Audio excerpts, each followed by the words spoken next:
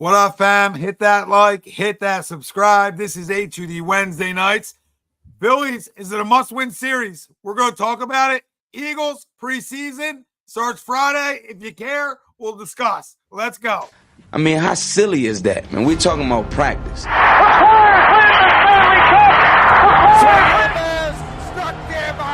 The Philadelphia Eagles are Super Bowl champions.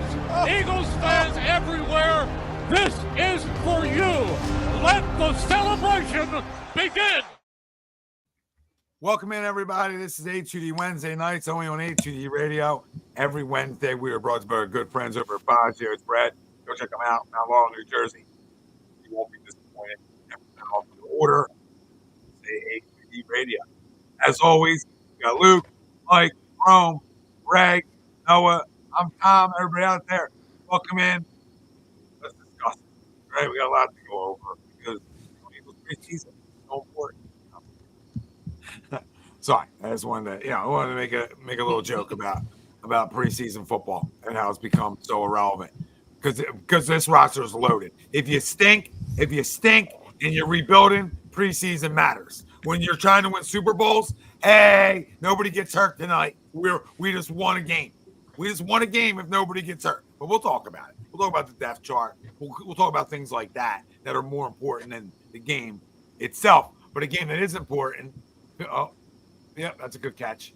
Phillies, Dodgers. We'll give you live reactions to this game tonight, as well as discuss what's coming up for the Phillies moving forward over the next week.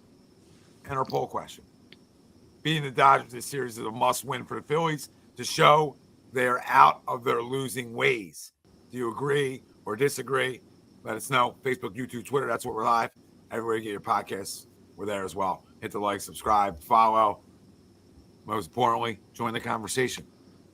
Who disagrees? I mean, that's my. Who disagrees? I like to know that guy. Yeah, I agree. I agree. They lost 7 series in a row. You show me the only way you're out of your losing ways is if you win a series. Like, okay, you're out of your losing ways. And what better to win a series versus one of the best teams in the NL? And you're tied 1-1 right now. So to me, there's no must wins, but this is a must to show me that you're coming out of it, right? Show me you're coming out of it.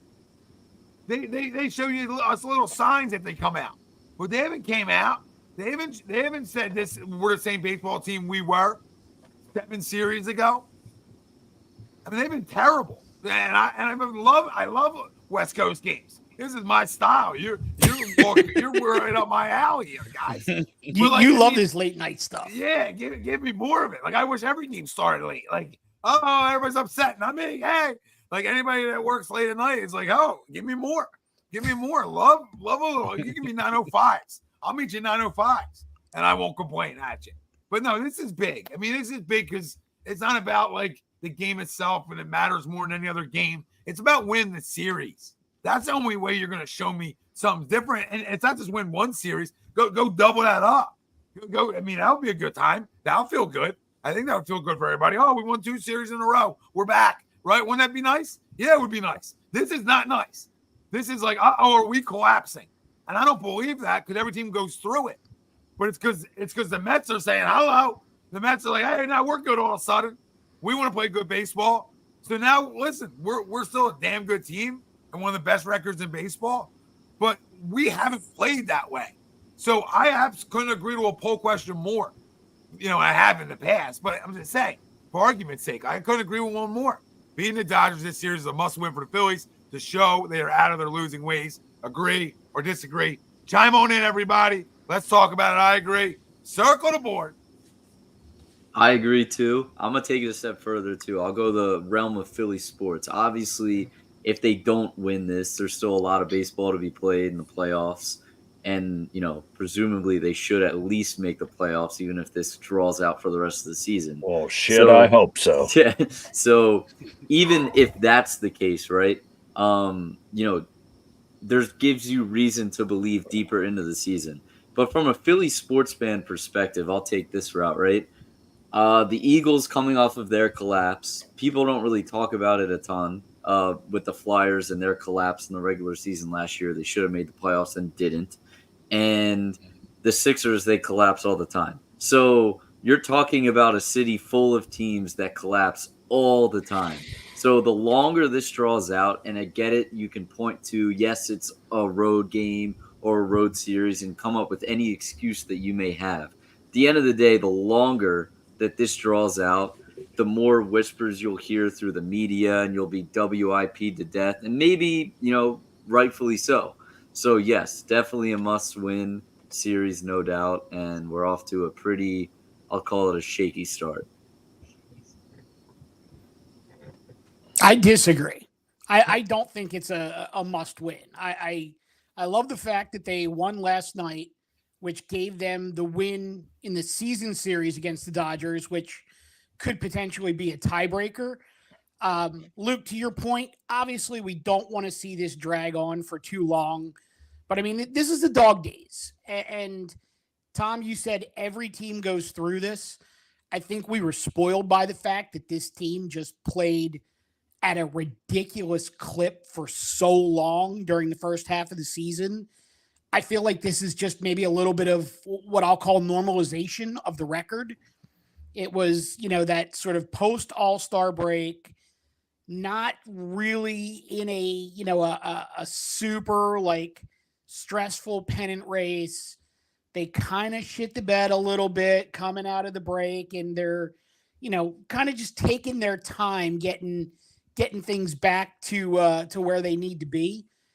I'm not going to say that this is a must-win series, but I do expect them to, at worst, get a split in Arizona over the weekend, because that's a 4-gamer. And when they come home and all of a sudden it's, mid-August and you've got a stretch of games at home, and you suddenly see the National League East a little closer in that rearview mirror, then you got to hit the gas. Yeah, there's got to be gas hit soon. Yeah, but we're also not home a lot in August, right? We have 6 games at home right after this Arizona, and then we have 7 more games at home at the end of the month, and they're against Houston and Atlanta, right? So we don't have cupcakes coming at home, except for Miami and Washington, right? But so I hear you, but I also we have a stretch we're home for 10 days, 2 weeks, to where we can level set. After Miami and Washington, we get some gauntlet games back. Damn it. We get some gauntlet games back, but, Atlanta, Kansas City, Houston, Atlanta, all back to back. So it's not, there ain't no resting on the laurels there. We got to win. And that's why, sorry to jump in and cut Noah off, but I'll agree just because of that, right? We don't have the easiest road in August, as we've discussed on previous shows and stuff like that.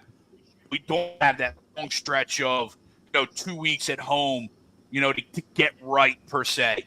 That's what makes this game so important, and not just for the psyche of us fans, right? We're sick of watching shit baseball, and I understand every team goes through that. But if this team is who we think they are, we got to be able to hold them to a standard of maybe not playing 65% win percentage, right? But give us at least 60%, right? This is downright awful right now. I mean, yeah, Greg, how about this? I mean, teams don't have to go through it either. To the whole conversation, teams don't have to go through it. Just because we're going through it doesn't mean okay, we'll just look past it. It's got to stay prolonged too. Yeah, no, figure out ways to win. I think seven series is enough. Yeah, that's enough. That's enough.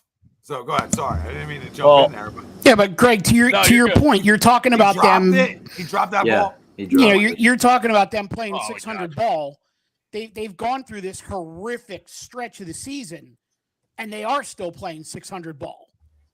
So, I'm not ready to hit the panic button yet. Not ready to say it's a collapse yet. But you're right. I mean, it doesn't get any easier for them. I'm just not at that point where I'm, jumping off the Walt Whitman. Yeah, I'm not there either, just because I'm already battered and bruised. I'm already beaten. I'm getting closer now that we fell behind 2-1. kind of to Luke's point too, right? Like I'm tired and bruised from all of our past traumas that I need this. 2 balls, by the way, that should be caught. 2 balls that hit guys in the glove. Yep. Supposedly high defensive caliber guys too. Sorry, go ahead. As far as the poll, no, you're good. I mean, all great points all the way around, guys.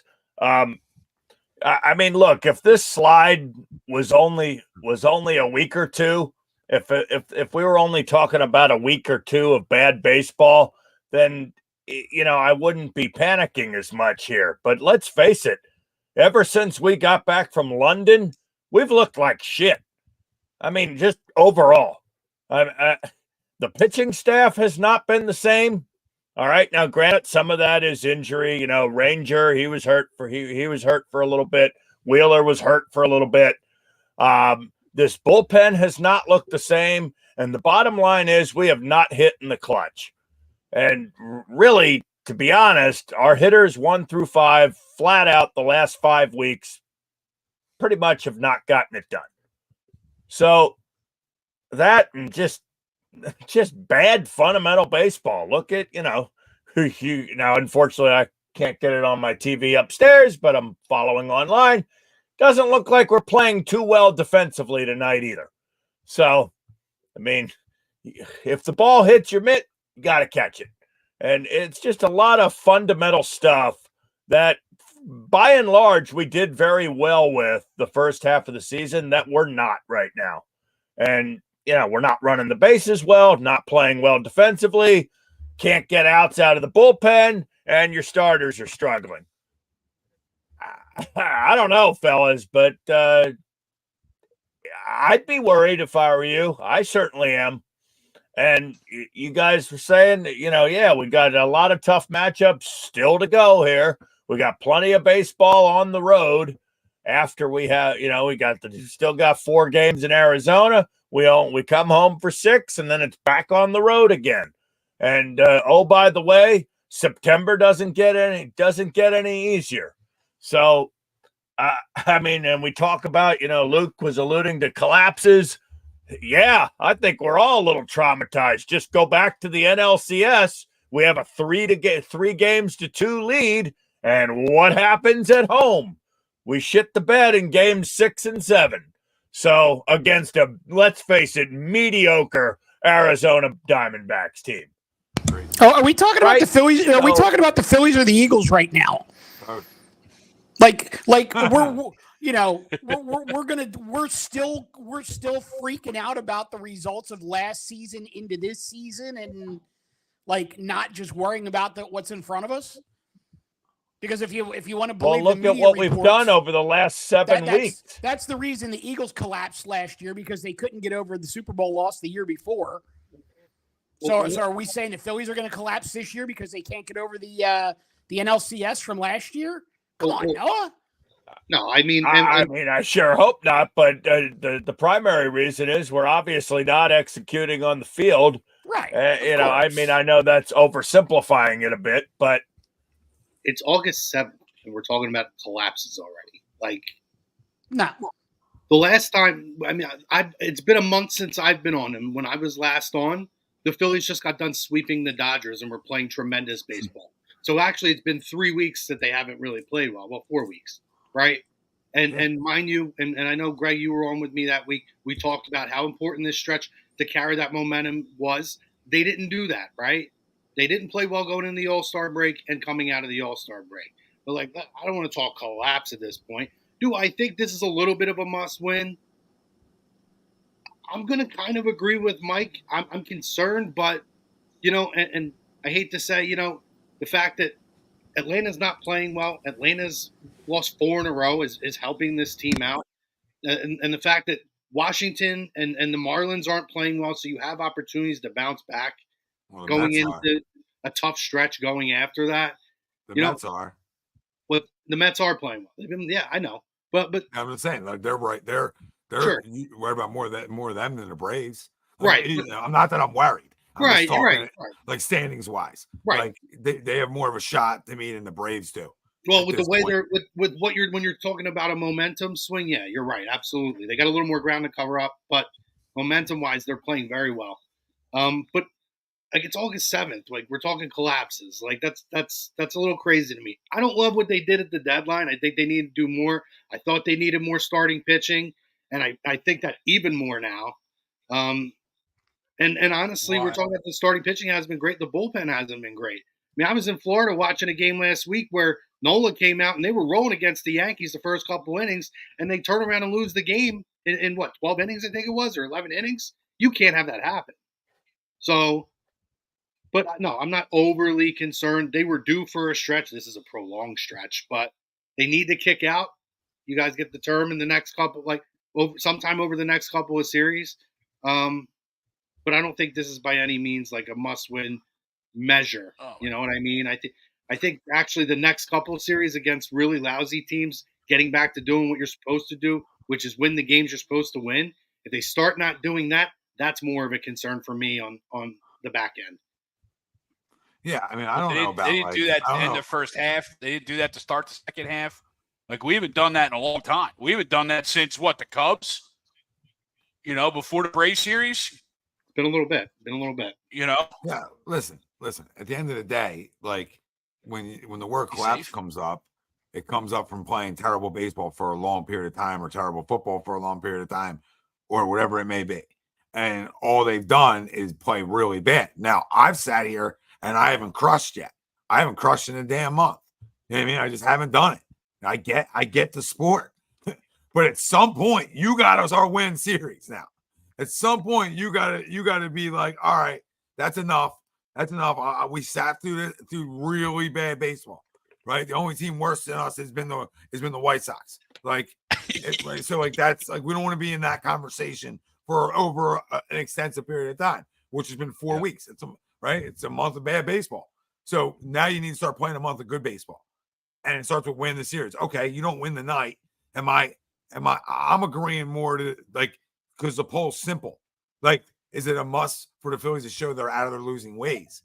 Yes, because they won a series. Like, it's the easiest agree. That's why I said for me, it's an agree. Because then, okay, yeah, you're out of your losing ways. You won a series. You know what I mean? What else can we ask him to do? That's the only way. That's the only way for you to prove to us you're out of your losing ways. There's no other way to do it. So that's the only reason I agree. I don't think they're on collapse mode.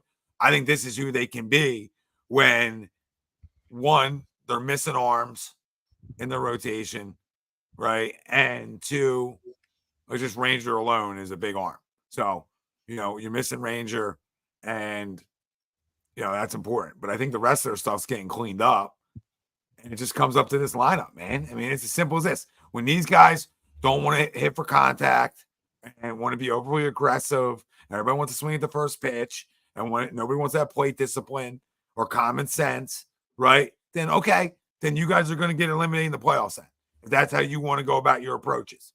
But if you want to be like you were throughout the first, 3 months of the year, right? And you had great ABs, and it was pass the baton per se, right? Wasn't overdoing it, wasn't trying to do too much. Well, look how successful you were, right? It was simple. They hit with runners in scoring position. They did the little things well. Like, it was easy to see that they did all the little things well in terms of having quality at bats, right? Over the last month, listen, there hasn't been many quality ABs. There is not. I think Nick had like a 13, 14 pitch at bat, like that I really remember, right? And he's probably been our best hitter throughout this stretch per se. No, right? I think you got to look at number 3. I mean, he's the National League Player of the Month back-to-back months, May and June. Yep. And he's done legitimately nothing in July. But Tommy, I think your other point may have been even bigger, in the sense that you look at the starts that they're getting out of Wheeler, Nola, and Sanchez. Other than the Yankee series, they've been solid. But you look at day 4 and day 5. They're rolling, Tyler Phillips and then some combination of Orion Kirkering and Colby Allard out there instead of, Ranger and, Taiwan Walker, or Ranger and whoever. Like, it's just, we were blessed with health the early part of the season. Now we're running 3/5 of a Yep. rotation. You know, it matters. What They just what showed- is they the just showed who timeline they- for Ranger? That's a good He'll be question. back. I think he'll be pitching the Sunday game in Arizona.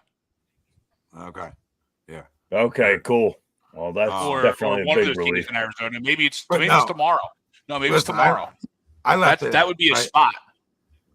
Yeah, I left it out. Okay. I left it out. Mike brought it up. And, you know, that at the end of the day, you're going to go as your star goes and your best player. And this has been downright atrocious. Now, again, it's a long season. You're allowed to have stretches, right? I prefer it never to be this bad, right? You can't have Like, a 1 for 40. I'm no, sorry. yeah. You- That's as a perceived poster guy, yeah. you can't have a 1 for 40 or an 0 for 30. That is unacceptable. You know what happened? My daughter's making me soft already. You know what I mean? This is what's happening. We're a week and some change in, and now hey, it's a softy. Here he is. Like, here he comes. Like, you're spot on. You're spot on. And I can't believe I'm not hammering the guy. Like, this is a take the poacher down situation. This is like this cannot happen. Like, hey, how about a 10 for 40, babe? You know what I mean? How about a 10 for 40? Like, have a pulse. Like, you've had zero pulse. You're our star. You're the guy who's gonna you're the engine of this. He is. Likes it or not, he knows he is. So I don't feel like I need to crush him because it's that bad. Like, when it's that bad, like, why do I feel like I need to come on and crush a guy and make it worse? Right? Like, he knows what he needs to do. He's starting to have better ABs. And I also feel like he's been right on per se. He's just missing pitches that he would drive, and he's found them all. Yeah. Like, it's not even like, oh, guys just swinging and missing. Like, he's found pitches off, and then he's striking out. He always strikes out a lot. So that's what power hitters do. But at the end of the day, like, I don't even want to crush him but everything's contagious, right? Like, we talked about it on Sunday, Greg. Like walks are contagious, errors are contagious, not throwing strikes is contagious, throwing strikes is contagious, hitting, not hitting. Like, so you go as your stars, and this team has way too much in this damn lineup to go 4 weeks and lose 7 straight series. Okay, they have way too much in their damn lineup for that ever to happen. Shouldn't happen. Oh God, Power Phillips' story was fun. You know what I mean, you could look at the present right now. They're showing you who you are in an inning and a half. Your best player grounds out into a double play.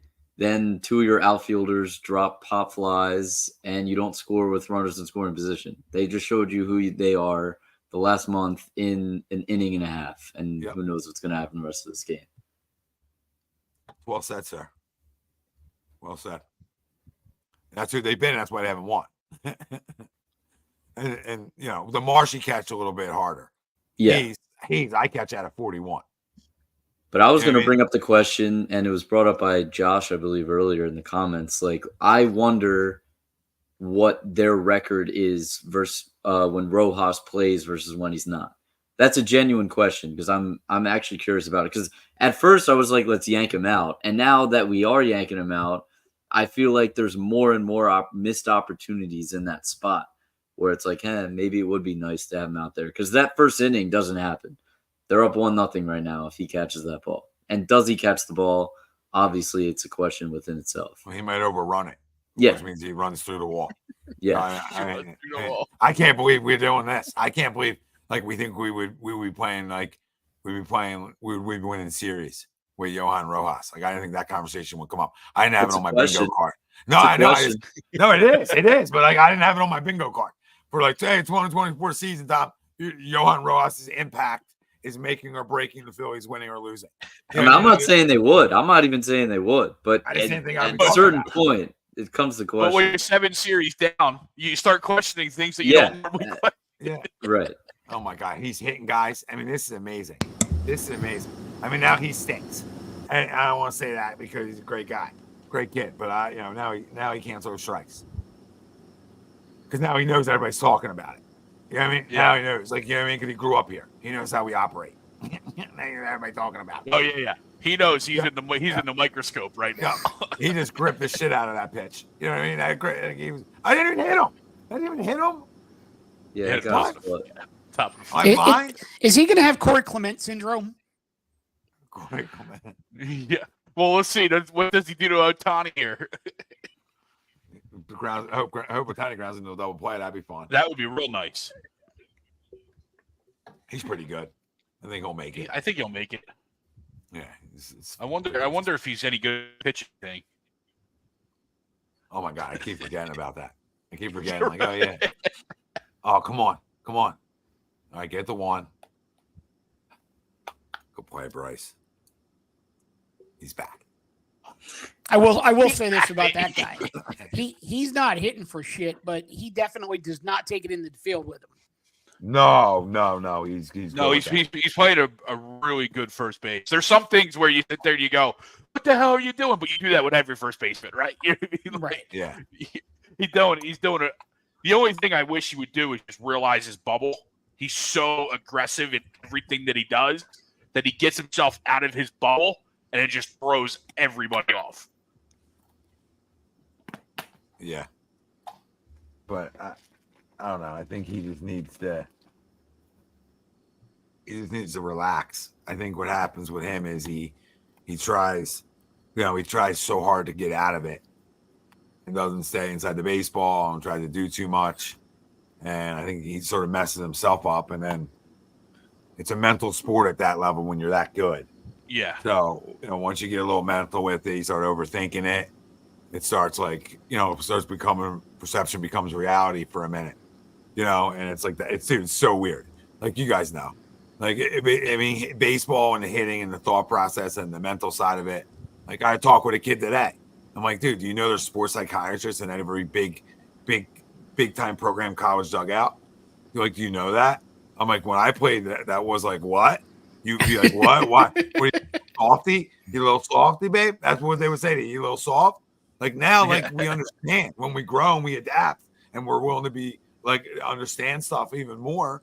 Here we are, and it's because, dude, like, because the kid had a little bit of a, just like an issue throwing the baseball and just thinking too much when he's a great player. You know what I mean? And I'm like, dude, it happens. You had a little bit of a tough start on the mound. You got hit and you weren't used to it like that because you've been so good. Well, that's baseball. You know what I mean? Like, that's baseball. How can we flush it? So you have these conversations at the lowest levels, right? At the biggest level, it's the same conversation.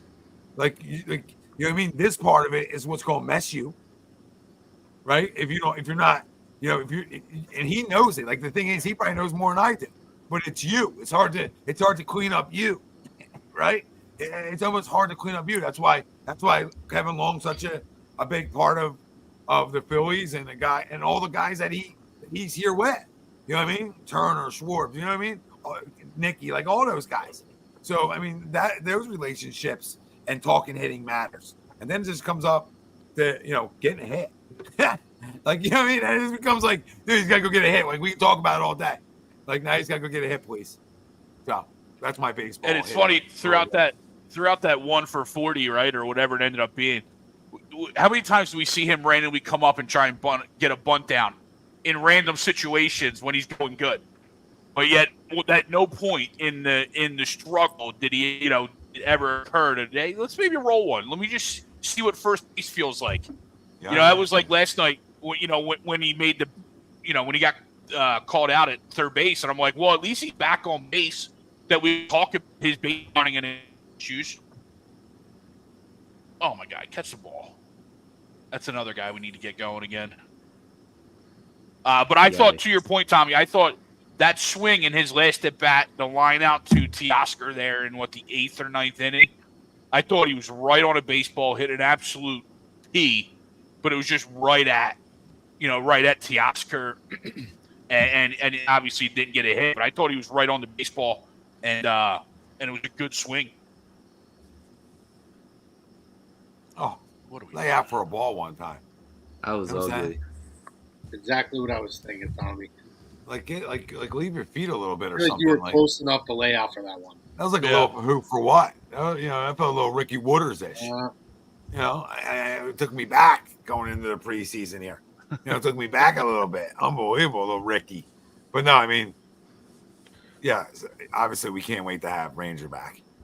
And they're saying Walker is throwing harder, which maybe, oh my God, is that gone? No. I'm a little bit ahead of you guys. Prepare to have your heart stop for a second. Yeah. Oh my goodness. So 4-1. God, he's- You know what? You know what? Show me something tonight, Mike and Mike. You know what I mean? Mike and Ike. For a minute, you know, show me something tonight. A He's comeback win? Yeah. Like, you know, show me a little. You got a little something in you. You got a little something in you. I know you're going to Arizona, you're going to desert. Little doing a little testicular desert party. fortitude, if you will. Yeah, like just show me that you can come back in this baseball game. And then if you still lose, you lose. Right? If you lose, Because you Arizona's lose. playing really well too. That's not going to be a cakewalk. Can we make a play, please? Can we make a play? Oh my god! Oh my god! Did you see that? Did you guys see that? Like, can we make a play? What are we doing? We need a comeback win. We Let's do get a need little. comeback Come on, win. Martian. Come on. Let's get a little something in us. Hey, he's find the battle. He's going to swing at the first pitch. Come on. Put you go. 300 on the Phillies money line. What is that? I stayed away tonight. I haven't gambled in a while. It's good. There's formula prices. You know what I mean? You gotta budget. Fair point. And I'm glad it's been a good month, obviously. You know what I mean? Because I would have taken them every night. You know what I mean? I would have been like, oh, they come out of it tonight. Would have done the opposite of the White Sox, right? Like if you rolled, I think that's what I saw it today. If you rolled $100 in the White Sox up until they lost, you would have won over $700,000. Oh my god! Just fading the White Sox. Yeah, just going. That's insane. Tom's like, yo, I'm a week late on a push present, and I got to buy formula. I'm not laying any money. Oh man! But yeah, that's what you need. God you damn. need some of these big guys to come up big, and we can talk everything tonight too, guys. Obviously, we're talking Phillies, but you know, I know everybody's jazzed up. It's time because listen, before we even get into it, and we'll go back to the Phils too here, but you know, the Eagles are built to win right now.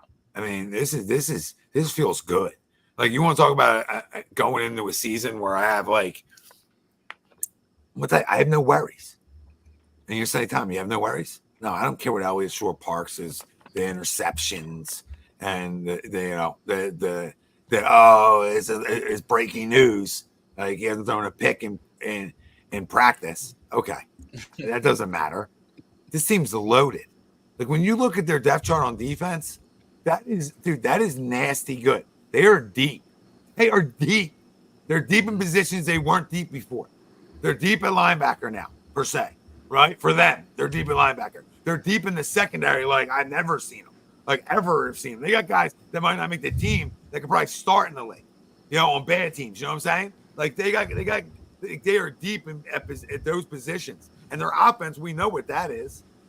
If that's healthy, we know what that is. There isn't a better duo in the league on the outside, and you have arguably one of the best running backs in football, talent-wise. If not talent-wise, the best, right?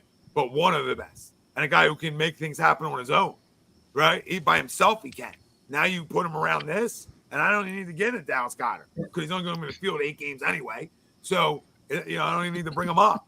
But even behind Saquon, I've always liked the way Kenny runs, and I'm a big Will Shipley guy.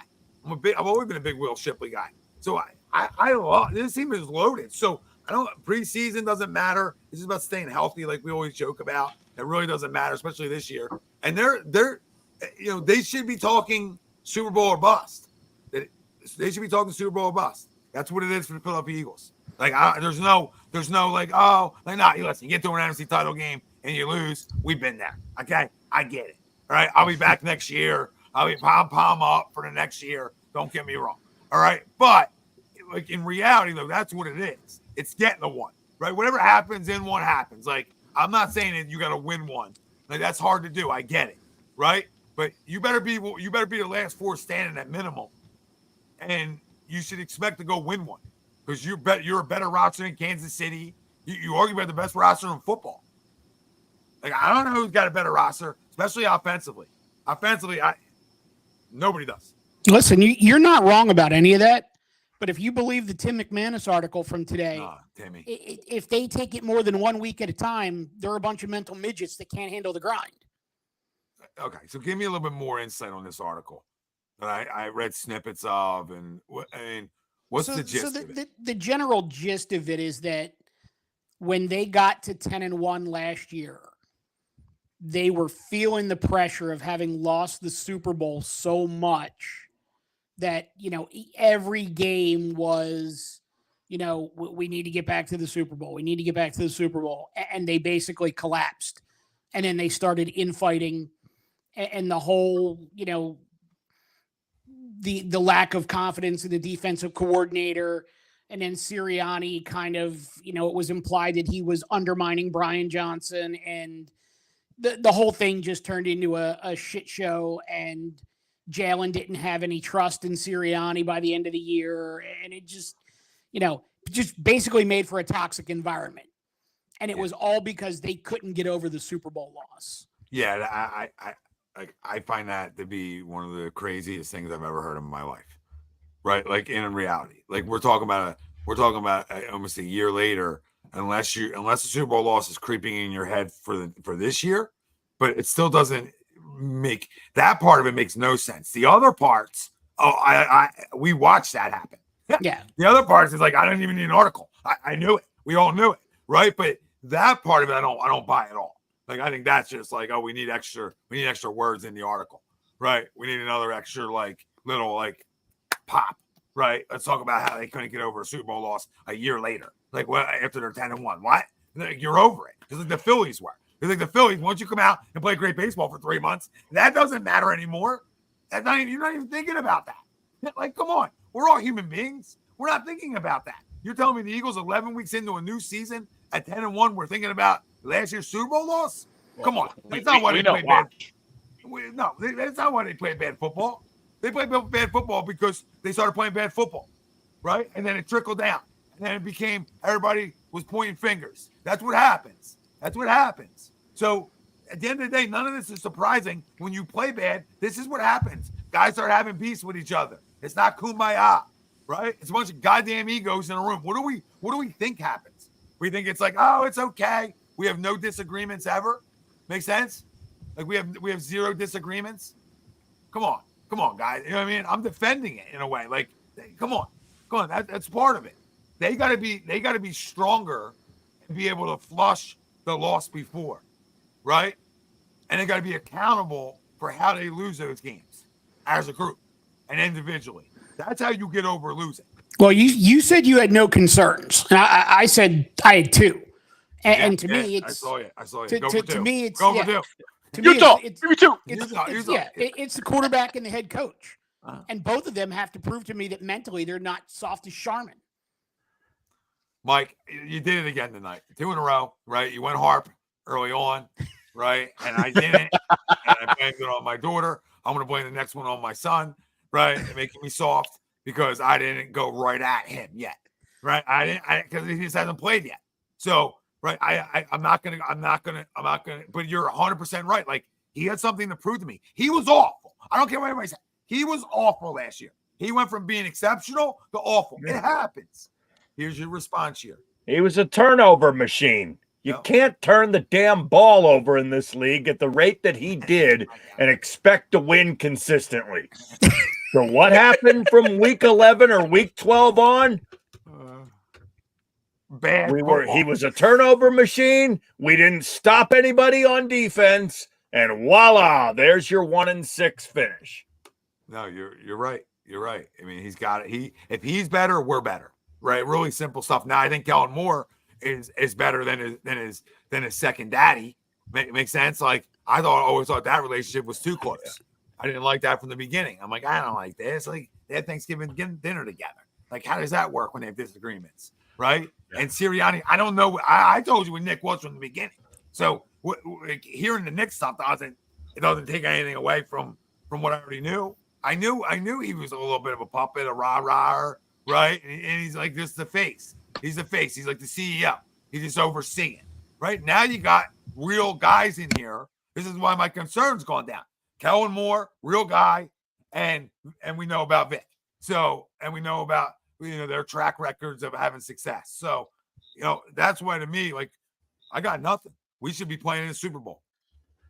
Yeah, this discussion over the article, just to take it there for a second, is so beyond stupid because it brings up a point, as you said, of how they felt pressure and whatever. Let's go back, not the Super Bowl year. Let's go back Jalen's first year of playing, his second year, really. First year as a starter, Nick's first year. You mean to tell me that Nick and Jalen Hurts didn't feel pressure when they were losing and they both looked inept? What happened? The whole flower thing happened, the speech, whatever the hell happened. They started winning a ton of games. So that is a beyond stupid. It makes no sense. What happened really was their team wasn't good enough. You can bring up 10-1, but I remember even going on air right here with a lot of people on this call right now, and we even said it. This team's just not that good. They found ways to win, but even the games that they won, they just weren't that good, and it caught up to them. So now we're on a new season where they got better in areas that they sucked. Secondary completely, coaching staff completely. I have my concerns over the coach itself, but that has nothing to do with it. That article is so stupid, and all it does, it gives people on local radio an excuse to talk about them all day long. It is so obnoxiously stupid. It doesn't make any sense. And then you know what they do the next day? Jalen and Nick, they go on a golf cart ride together because they're putting up their middle fingers because they don't give a shit what anyone in the local media has to say about them. They're tired of hearing about it because it's crap. It means nothing. It's stupid. The local media here divides the quarterback and the head coach every year. Yes. Yeah. Yes. They did it with Carson Wentz and Doug Peterson. They did it with Donovan and Andy. Like, it's every year they do this. So, like, it's, again, I mean, is it kumbaya? Probably not. But, you know, do they have not need to different be, from though. any It other doesn't need major to be. NFL city? right? Like Yeah. I mean, Exactly. I'm fairly certain that Bill and Tom butted heads way more often than not inside of the quarterback room. So I mean, let's I have Oh, no and the doubt. media- I'm and sure the media there- I'm sure the New England media was all over it. No, they did. They tried to divide them there at times. They absolutely Oh did. yeah, They do it everywhere. absolutely. If you're not Hey, playing good, they're after your head. And Matthew, and vice versa too. Yes. Yeah, like yes. at this point, like I could care less about the article thing. Everything else was stating the obvious anyway. We've all seen it. We've talked about it at nauseum. I'm looking at this team, the way this unit is put together this year.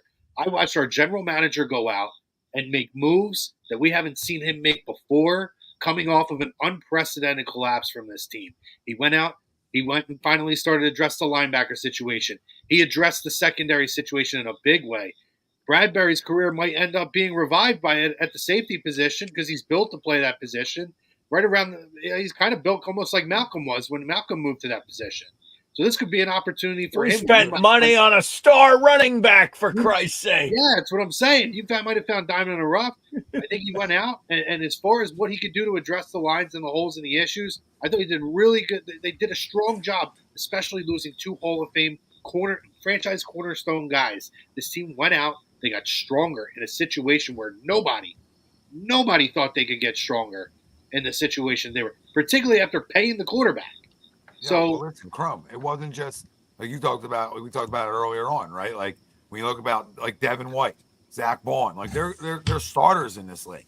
You know what I mean? You went out the linebacker position, you got starters. You drafted a guy where nobody thought you were going to draft the linebacker, and now you got him late, right? But you bring in a guy like Trotter. Then you have Nakobe backing those guys up too. So you know you have four guys who can we're start. talking Devin White here, right? Like some people don't love the addition of that. I don't care if you don't love it. There's something wrong with you. If I'm That's looking all. at it, if I'm looking at a defensive coordinator who could really bring this guy's first couple of years back out of him because he's still young, it's Vic Fangio. You have a legend Vic Fangio, who still continues to produce high-level defenses. I give him a little bit of a pass last year. They lost a lot. They lost all their pass rushers. They lost guys in the secondary last year in Miami. They have Jalen Ramsey for half the season. I mean, a lot of things they were with an uphill battle, and that team still made a strong playoff run, right? So, and then you go out. I'm a Kellen Moore guy. I look at what he did in Dallas.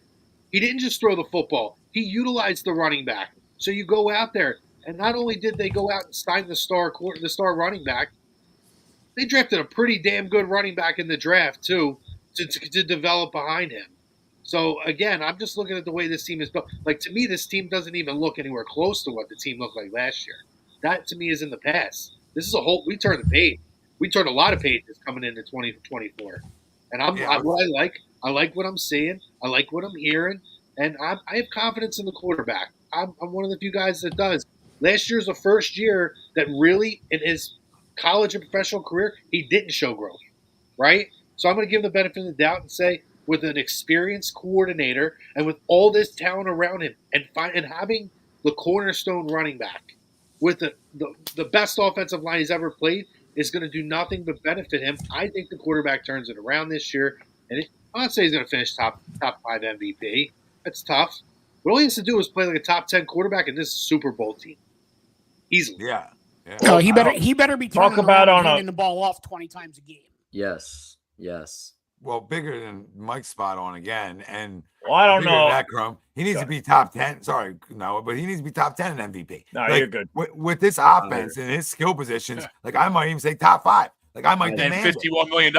Yeah, the like, way the I mean, league like, is right now and how like the skill positions around you, if Brock Purdy, I'm not here to have this debate right now, if he can be top 5 MVP, if Jalen is not top 5 MVP, and this is coming from a Jalen guy, we are off the map. We're not having a good enough year. Again, he I'm needs to be top 5. This Again, I'm not saying he offense is won't be. I loaded. think he will be in the top 5 to 10 MVP candidate. But I'm saying, just as a floor for them to have a chance to win a Super Bowl, he has to be a top 10 quarterback in the league. This is a floor. And I expect way more from him. That's not me setting a low bar. No, it's a minimum. I get you. I'm right with you. If he has I think his worst year that he's a top 10 quarterback, this team is going back to the conference title game at least. Yeah, we're in the conversation. I agree with you. You know what I mean? We're definitely in the conversation. You No, know, I'm he's- just saying, for him personally and to show everybody, he needs to have a monster year. Like Yeah, for him personally, right? And for the Agreed. fan base. But again, if you have a really good year and not a great year, but you're winning a ton, that makes up for you not having the biggest number year of all time, right? Like if your numbers are really good and we're winning, I'm good here. I ain't gonna hear I'm gonna be happy as a pig and shit. That was where we were 10-1, right? Yeah, to Lou's point, we didn't look good, but we won. Yeah. So yeah, but he just needs to look good. Like the point with him is there's so much talent. Like one, you don't have to do it with less. Most guys get paid, they gotta do it with less.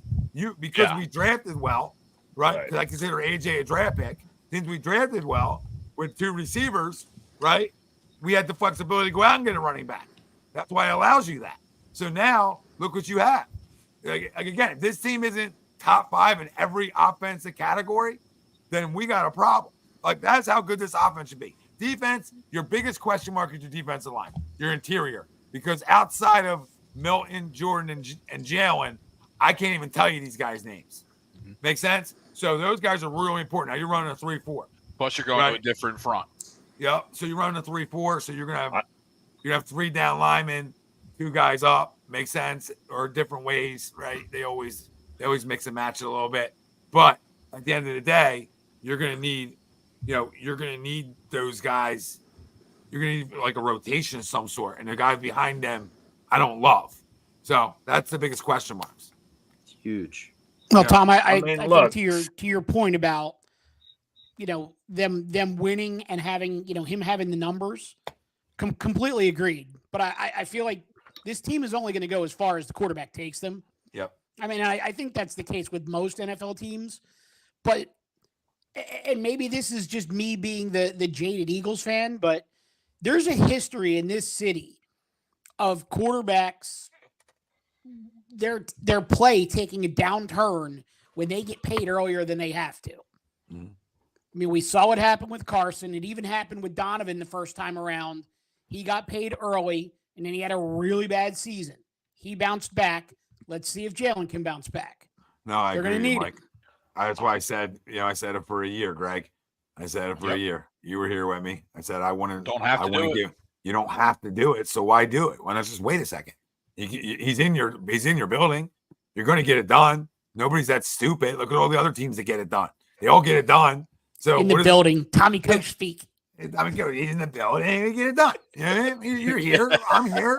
We're gonna get this done, right? So if a guy's in your building, you get a better chance of getting it done. It's just 101. So it's 101 business too. So they didn't have to. But again, I want to believe he'll bounce back. I want to believe he's mentally tough enough to bounce back. I want to believe the league wants him to bounce back.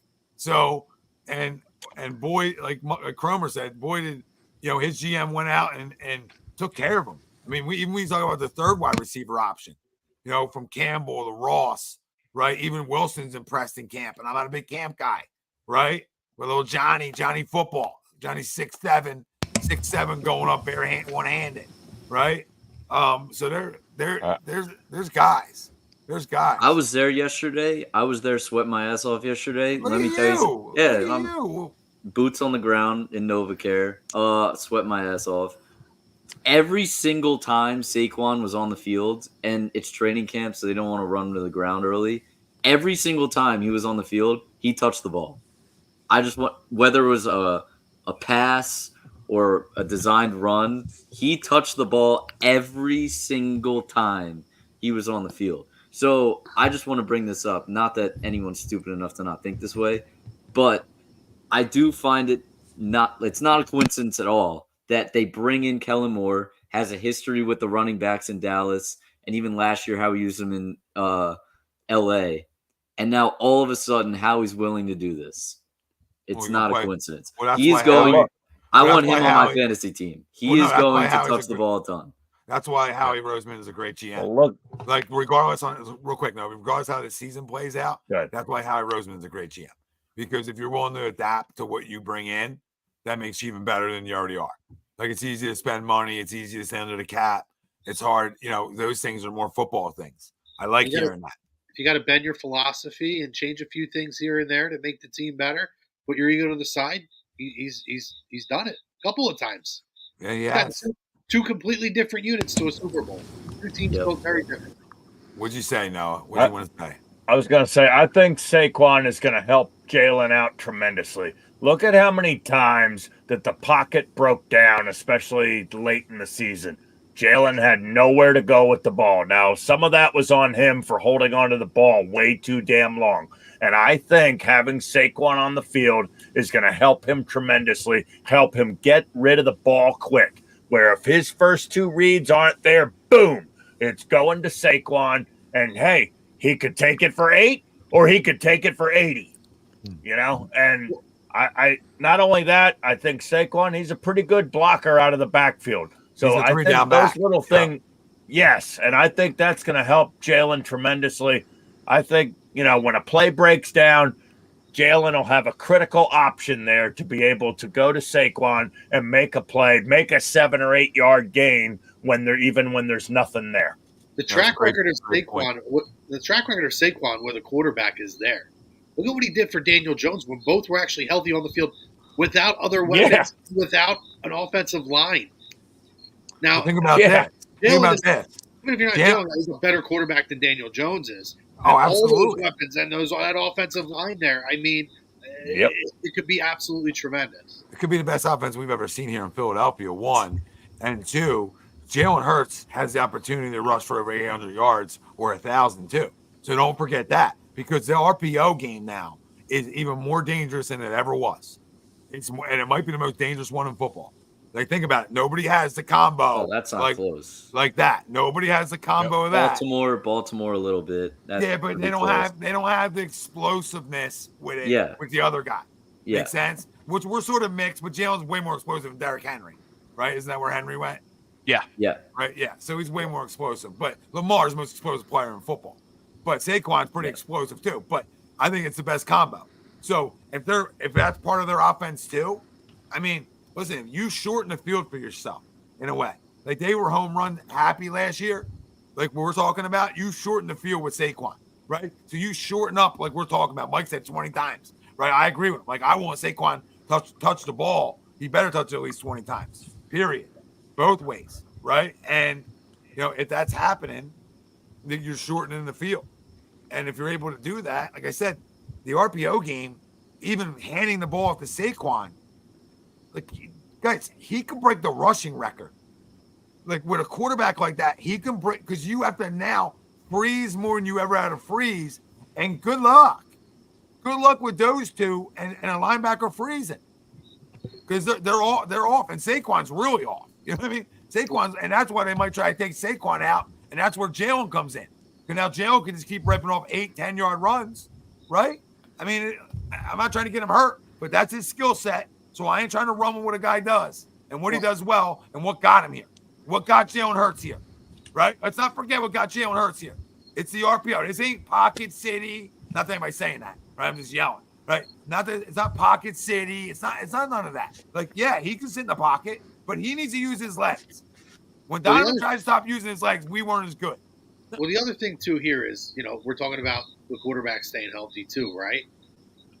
You got Saquon. You don't need to tush push every fourth and punt.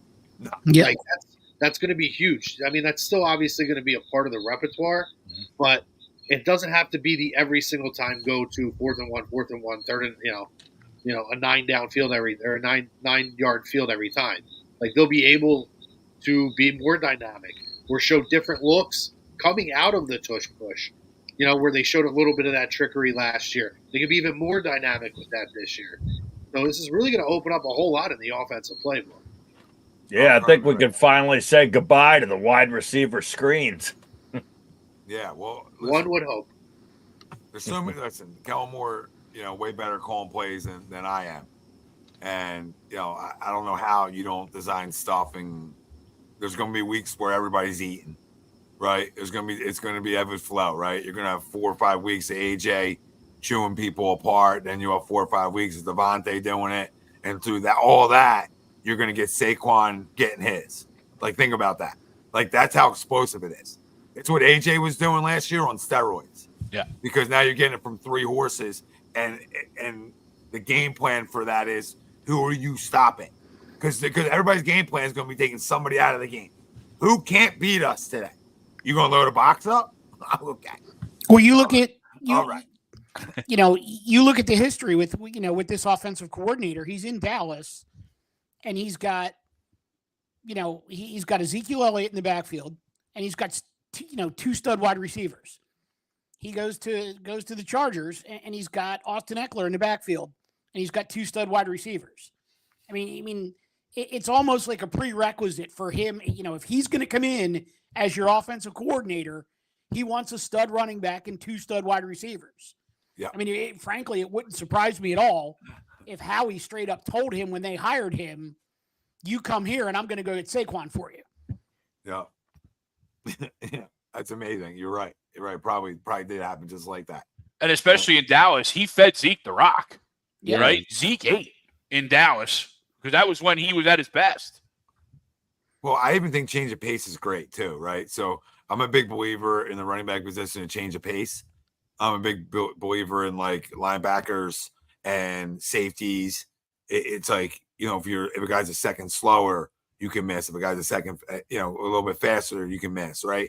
But if you change up the speeds, I think you can get guys to maybe miss more, like different styles of backs, right? If you run different styles of backs at teams, I think it could be a benefit too, right? I've always believed in that. I want Saquon to eat, but you have other guys where you can really belly teams. Is my point. Like you can go win games by putting it in the belly 30 times like different guys, right? You can win that way. You can win by like Saquon getting 15 carries and the other split between Gainwell and Shipley. Like you can do that stuff and keep Saquon on the field, right? That's the other part of it too. You got to keep Saquon healthy. So you have the ability to do that, and you're still as explosive because the way I look at it, with Saquon on the field, the biggest thing, I'll leave it at this. You guys, I don't want to keep talking if anybody else got points. But with Saquon is because he's a 3-down back, you have no tells. Yep. You have no And tells. if he can get 15 to 18 carries and 5 targets, I think 23 is that sweet spot number for him. Yeah, I like around that number too. To Josh's point here too, I'm not convinced that Jalen wasn't playing hurt. Oh. I think it was very, very noticeable. Sorry, Rojas just proved why he should be in the game. My fault. My God. What a catch. What a catch. Sorry, that was an instinctive reaction. What a catch. But yes, he's obviously in the game for Hayes, right? Hayes left the game. I think he tore his labia. Yeah, he got hurt.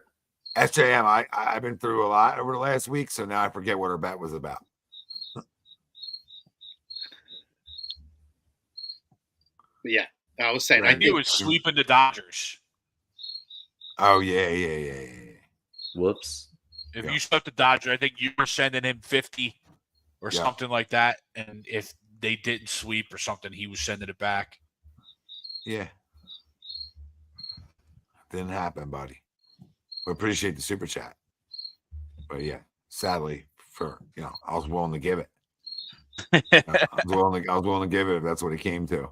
Would have liked it. No, but like I think that's their weakest position. But I mean that, like Saquon in the game, there's no poker tell, and you don't know if a team they're pass blocking guys in, they're throwing right, or if you have a 3-down guy that can do it all. I think it makes it easier on your offense to not be predictable in what you're doing. Any little help you can get in those ways makes you better. And when you have a special guy like him, yeah, I mean, goodness gracious. I mean, we have 2 specimen at skill position players. Or 3, actually, if you want to count AJ. But like Jalen and Saquon's workouts are insane, which I'm sure AJ's are too. We just don't see his like those guys. Because he ain't squat. I mean, I'm sure he's squatting a ton, but those guys are squatting like full trucks. You know what I mean? I don't want to give any truck companies love, so I'm good. 3 specimens and Skinny Batman. Skinny Batman and a little guy. And a little guy. Skinny Batman. A little shifty guy. He was flying around the backfield. We talked a lot last year with like no motion. I mean, obviously I was only there for one practice, but I saw him, Devontae, in the backfield flying around pre-snap more than probably he has his entire career. Well, why would you not? Sign. Yeah, right. It's like 101. Like Yeah. we can sit on our couch and be like, why does nobody move? Because movement tells your quarterback now, right? Like now your quarterback gets poker tells back to him. Like this is what they're running. This is what it looks like they're exactly. in. So when guys are stagnant. It creates 2 advantages, right? And that your quarterback sort of know or have a feel on what a team might be running, but it also gets you the matchup you're looking for. It's a combo. It's a combo platter. And the fact there's Tommy. There's a whole other side to this, though, brother. What? I'm not moving. You know what I'm going to say? No, what? Teams that don't run motion don't want guys on the defense moving around so that their quarterback can actually get a read. Yes. Yeah, I didn't want to do that. So I know you didn't want to do that, but that's the problem. Four fucking times now. I mean, this is unbelievable. This is 4 times. Eileen, I'm a softie. She's great. Eileen, I'm Mr. Softie. I'm just handing out the ice cream now. This is unbelievable. And I'm not saying the kid doesn't know how to read a defense. I'm just saying when you take motion out of the offense, it helps the quarterback read the defense. Forget motion though. How about I saw in the comments 3rd and 15? Let's run a bubble screen to our receiver. Every time. Let's bring this back to our quarterback. Who? All right. Let's say these allegations are true, right? Jalen saying, "Okay, you just paid me all this money, and it's 3rd and 15. You don't believe in me to make a play? You want me to toss this bubble screen every single time?" I'd be pretty pissed off too. And that's not to say that was directly at Sirianni. Maybe it was the offensive coordinator.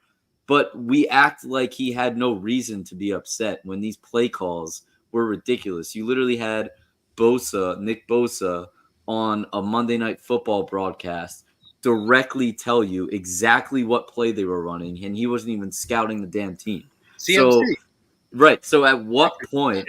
At what point is a quarterback allowed to say, "Hey, you paid me all this money. This is me you're talking about." And in a down where I have to get you the down, you don't believe in me? Why'd you pay me? I mean, listen, you're right, but SAM, real quick, the Inquirer reported this morning and sort of close to Sirianni, and Hurts was asked if they would have dinner together, in which the source said, hell no. What exactly that means, I don't know. What I'll say to this is I don't give a rat's ass about that. That doesn't equal winning. These guys don't got to be kumbaya and off the field and do Thanksgiving dinner together. They got to win together on Sundays, right? They got to have chemistry. Chemistry doesn't have to be that.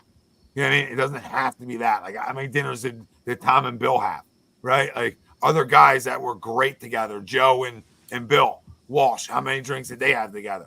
Right? Go through the years. Troy and Jimmy, right? How much did they hang out during those times? Troy and Jimmy, you never know. I never know what they do. I wanted to stop myself. We knew about the cul-de-sac. Everybody knows about that kind of big date.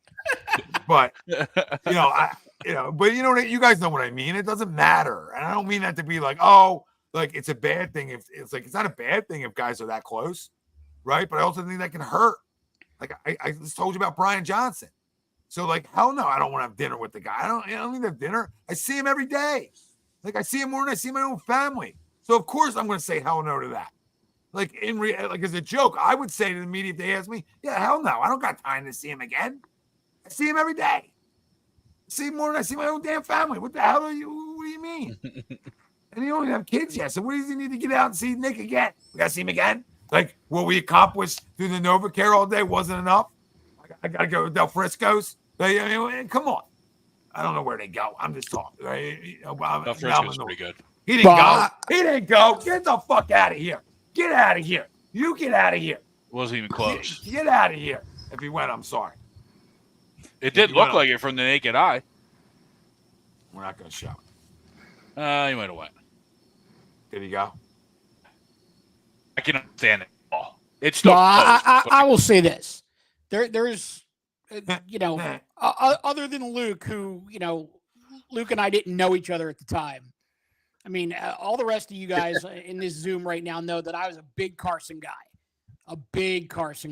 Me too. I would have fluffed his pillow. So, yeah, I basically said, went down with the ship as long as we could.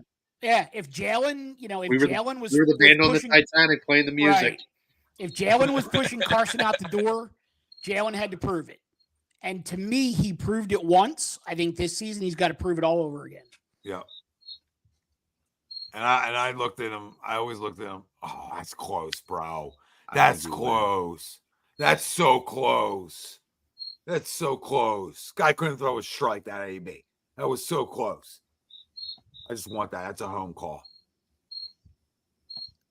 This is why he can't hit. Is that the Bryson swing? Yeah. Yeah. I don't know if he went, bro. That was close. But I mean, I get it. Yeah, it was definitely close. No, and to you guys' point, that's kind of I saw a snippet of what Dan Orlovsky kind of commenting on the same thing, right? The last two quarterbacks under this kind of, well, maybe not the full regime, but the front office regime, the last two quarterbacks who got paid early struggled to handle getting paid early, right? Kind of to what you guys were talking about, right? They both did the same thing. So they both kind of did the same thing. Yeah, but this is where I laugh at it a little bit, right? Because the spinoff is the same articles that were published then are being published now.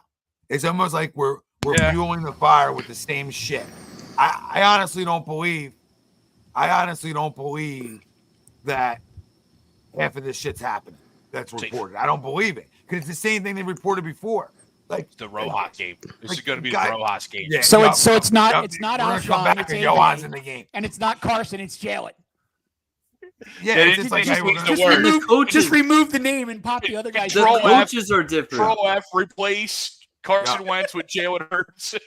So now Jalen, who witnessed what Carson went through, is having the same problem. Yeah. Come on, guys. We talk all this Howie, good. We talk all this good about the Carson. Coach do it is going to do the exact same thing and let it happen right in front of his eyes. Look, even bigger than this. We give Jalen more credit than anybody in the brain, right? So now we think he's an idiot and he's not mentally tough when it comes to everything around him and his surroundings. So he got nothing from watching it happen to the guy he took the job of. Come on. You got ice to sell to Eskimos then. That's what you're doing. You're selling ice to Eskimos with that report. That's what you're doing. Because you're telling me my quarterback's an idiot, and no, he's not. He's not. But Carson's struggles and what happened there have been reported to be real, right? They're just spinning it back now. They're saying all the same things. Come on, dude. Come on. No way the guy who took the guy's job, who we give a ton of credit for his mental approach and being a leader and whatever other stuff we think about him, and a worker.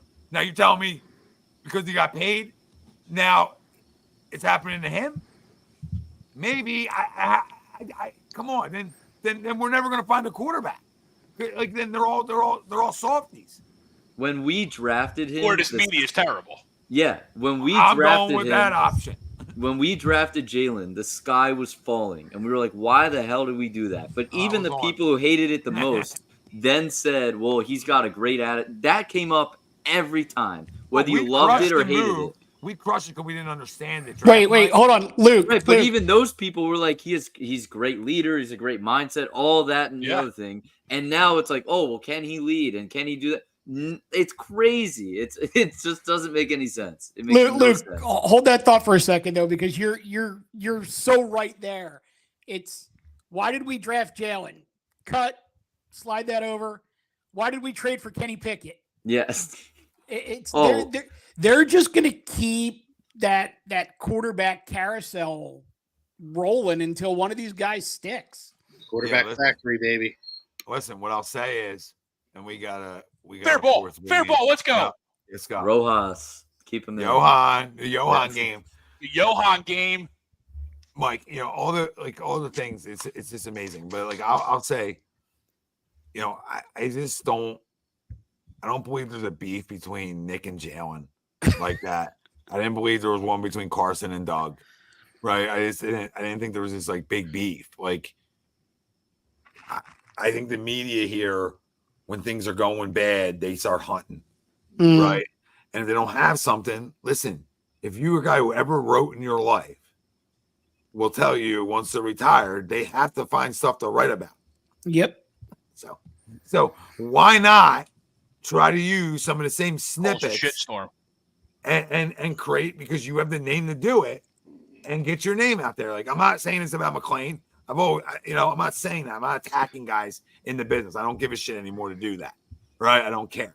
Like, do what you do. But we know the truths of guys. Right? We know Elliott is gonna rub every grundle per se and make sure everything's positive, and that's fine. He does a good job of what he does, and I'm not here to crush the guy. Right, but the facts are facts. Howard, right? We know him when it comes to the Eagles. Whoever Eagles green mink suit, mink on, right? He's all eagled up. Probably got on the side. Yeah, he probably got Eagles boxers on. You know what I mean? We know he's all eagled up. So you gotta know the sources. Jeff's always been known to try to find the shitstorm, to try to create a controversy. If it's true, not true, indifferent, that's sort of been his MO, right? And again, I don't know. Like, I'm not here to tell him he's a liar. What I'm here to say is I'm a common sense cat. And when it's the same shit again that we just reported, I have a hard time believing it, that it's happening twice, or the fact that we just started playing like shit. How about that? How about we had a Super Bowl hangover? How about that's reported? Because that's always been a real thing. But we get blinded by the 10-1 by smoking fucking mirrors. I'm going to curse again. I'm going to get fired up now again. Like, we got caught up with the 10-1, and we forget what happened in the Super Bowl losses.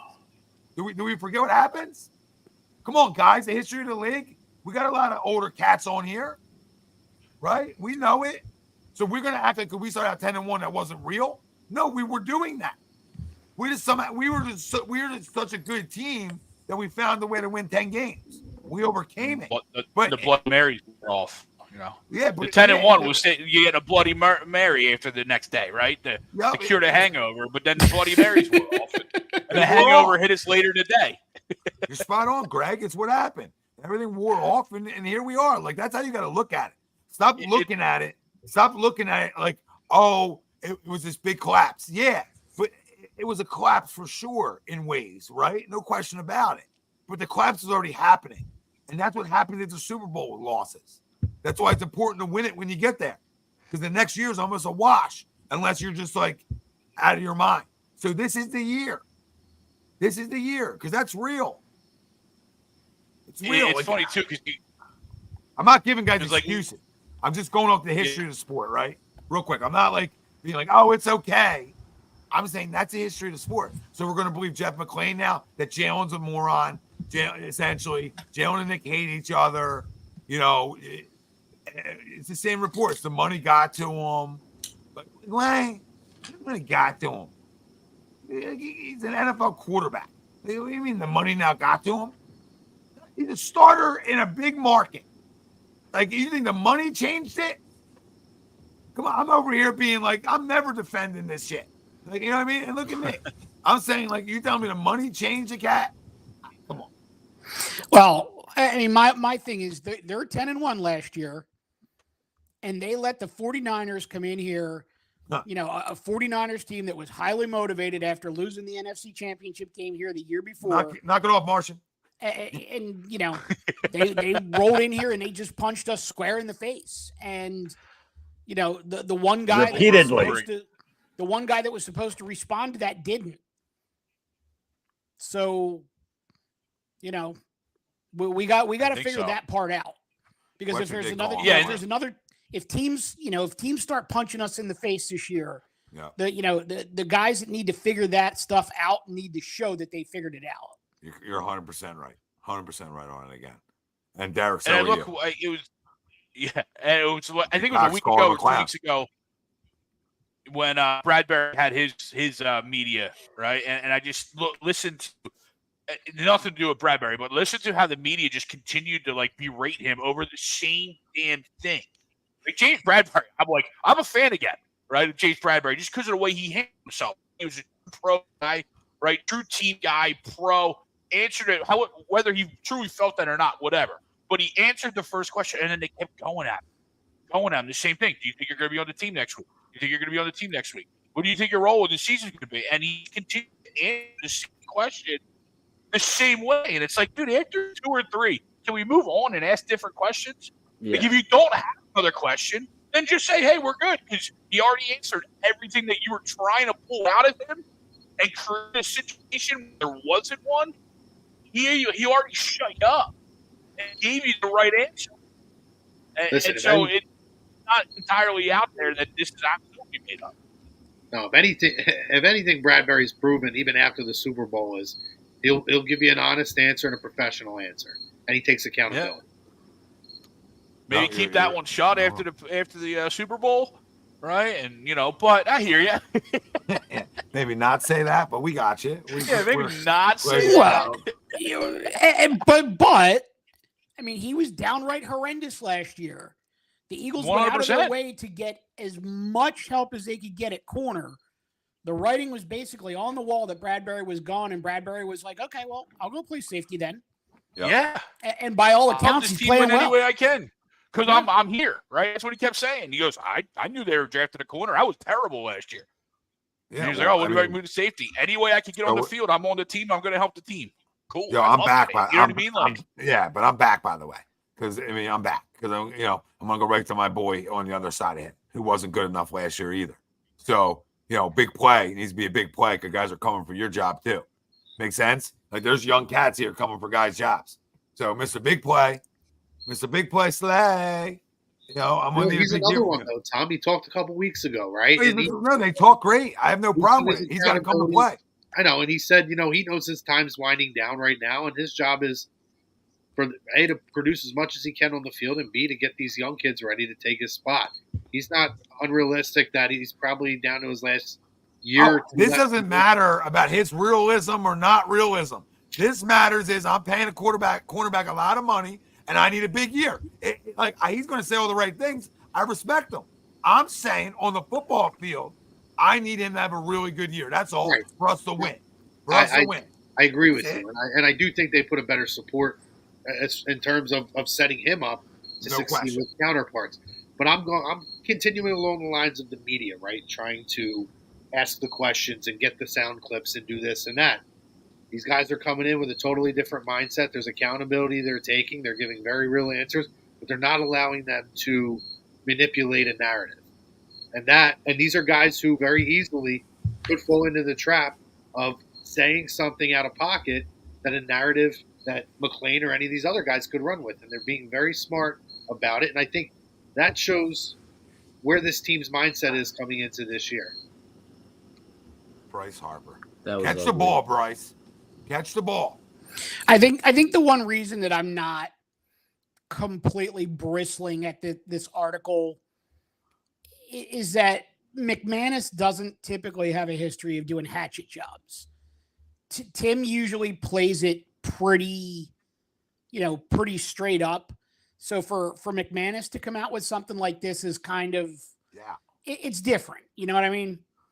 No, I But hear that all that being said, I do think the one thing that Vic Fangio is going to bring to this table when you're talking about number 2 over there on the corner is if Slay starts being more worried about big play than being Darius, I think Fangio is going to figure that out real quick. And he's either going to move him into the slot or he's going to have a big time talking to. Yeah, no, I agree. There's going to be accountability throughout the defense, which I really like, and they're loaded. So I expect guys to have, a big year. That's what I'm saying. Like, I need him to have a big year. That's the thing too. When you talk about Fangio, he's coming in with a Hall of Fame resume. Yep. He's not some guy that these guys could come in and step all over. So he's going to command the respect in the locker room, in the meeting rooms, preparation throughout the week, and to your point, Mike, right? Darius has to get back to being Darius and not being so much a big play Slay. Yep. And again, when we talk about guys like Bradbury and him and some of the stuff we've heard in the media, I think part of that comes from, where this defense's mindset is now going into this year. I think they're going to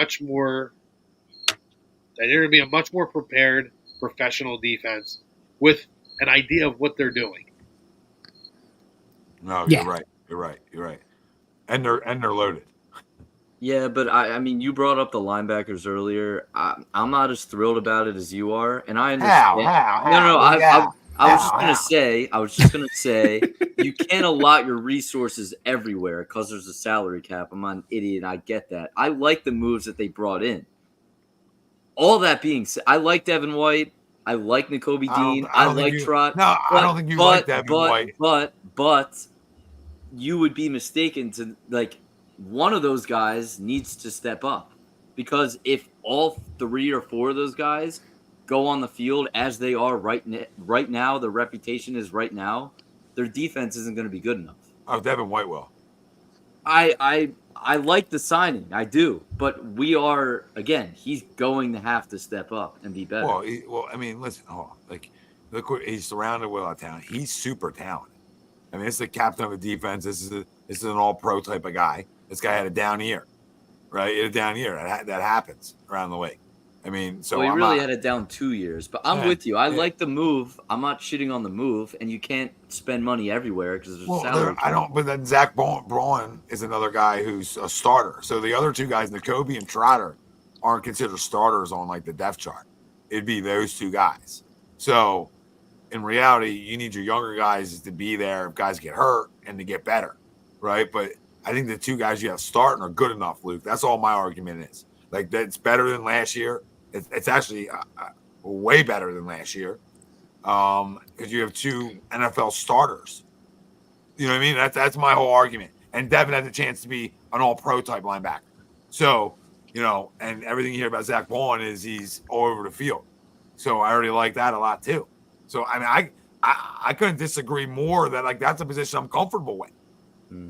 It's deeper than it was last year. But that doesn't make me feel comfortable. I like it better, but I wouldn't be surprised at all. This is basically all I'm saying. I wouldn't be surprised at all if Devin White isn't who we think he is, and these guys aren't great. That's all I'm saying. I wouldn't. I'm not putting it in Sharpie. I'm not putting it in Sharpie that this group is a strength of their team. That's all I'm saying. Who said? No.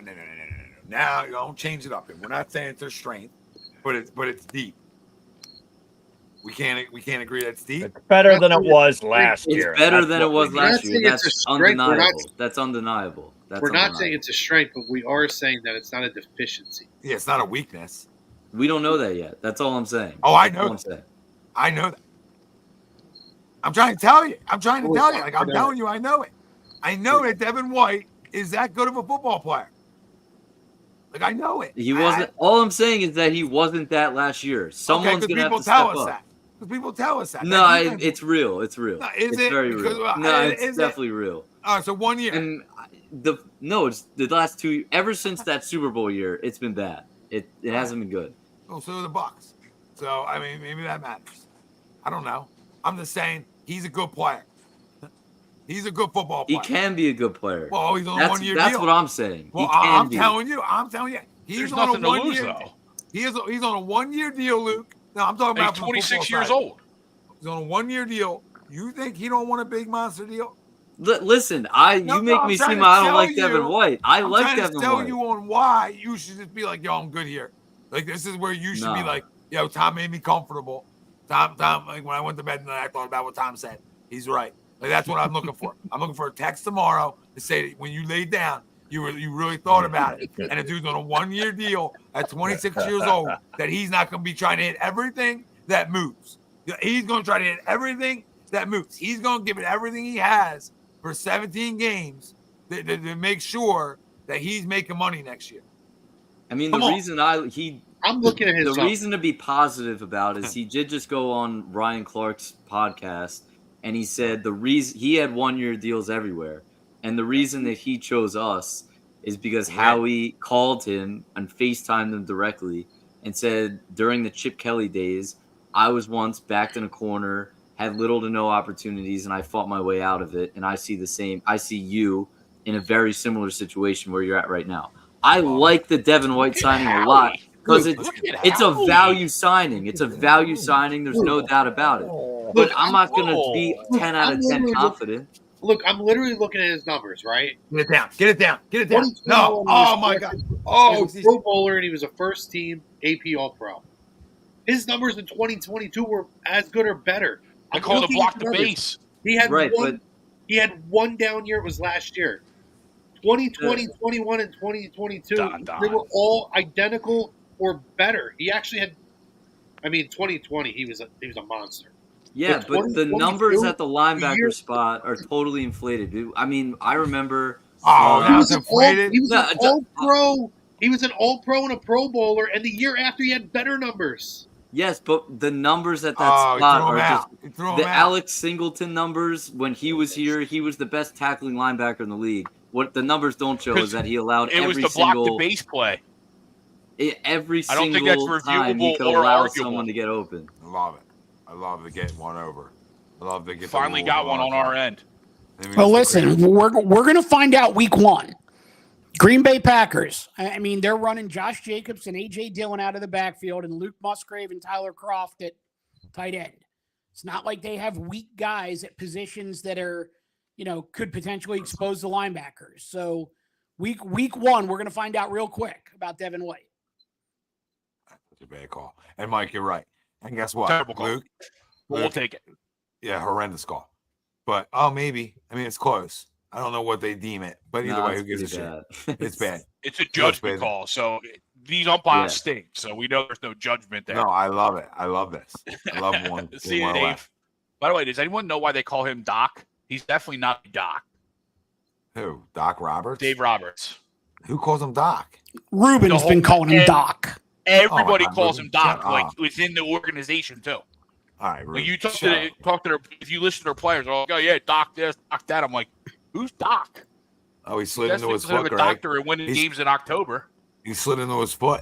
That's why. Yeah, He slid directly into his foot. That's why. That's why they call it. I guess. Yeah. In the rule, it's actually the right call. Makes sense? As the Yeah, rule well, stated, yeah. it's the right call. I just It's a can't terrible believe they call. pulled that out. Oh, yeah. A terrible call. We won't score here. You know what I mean? We'll find a way not No. to get this runner in.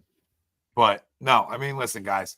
No, Devin White's, Rojas is up. Rojas is going yard right here.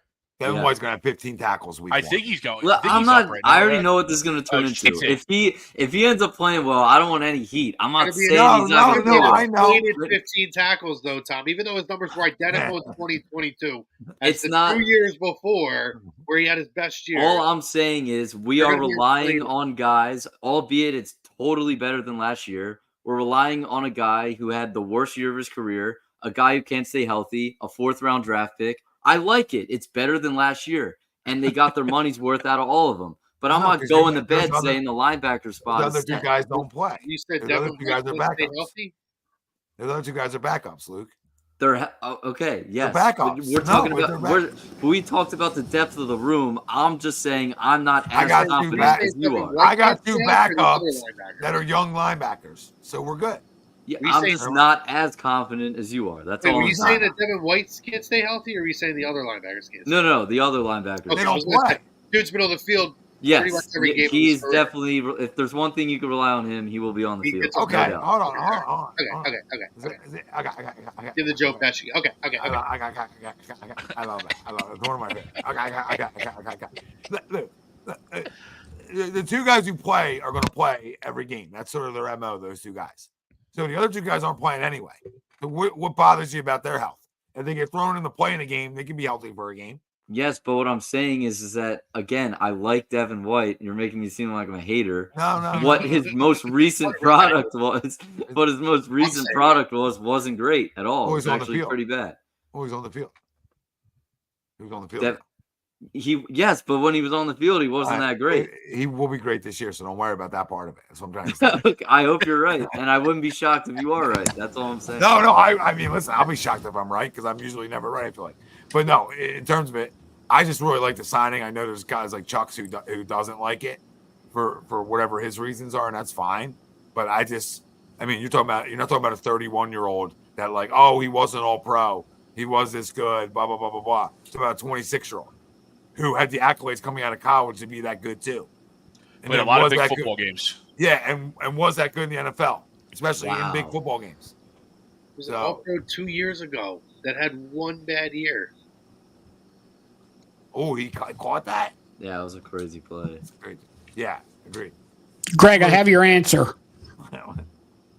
Tie game, no. Tie game, no, Tommy. You wanted to fight back. Johan. The Johan Rojas game. It's going to be the Rojas game. All right, Greg, you ready? Here's your Uh-oh. answer.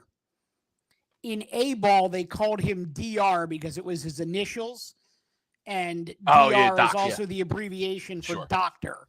So they shortened it to Doc, although there are apparently members of the media in LA who call him Doc because they accuse him of being Major League Baseball's version of Doc Rivers. I was just gonna say that is Ooh, a I perfect like that analogy. one.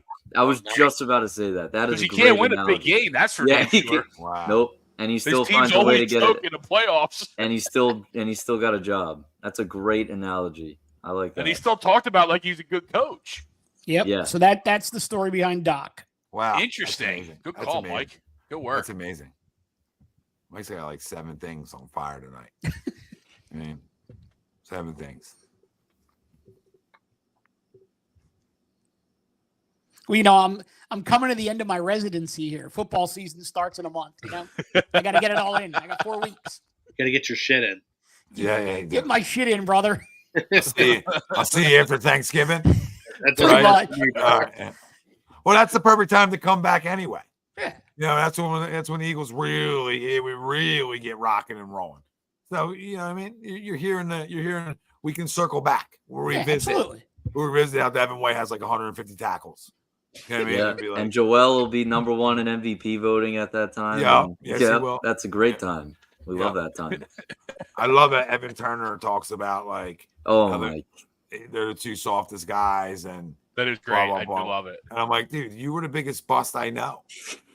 You were just It is ironic coming from him. Yeah, you were better worse than guys that actually were on the court, and you played.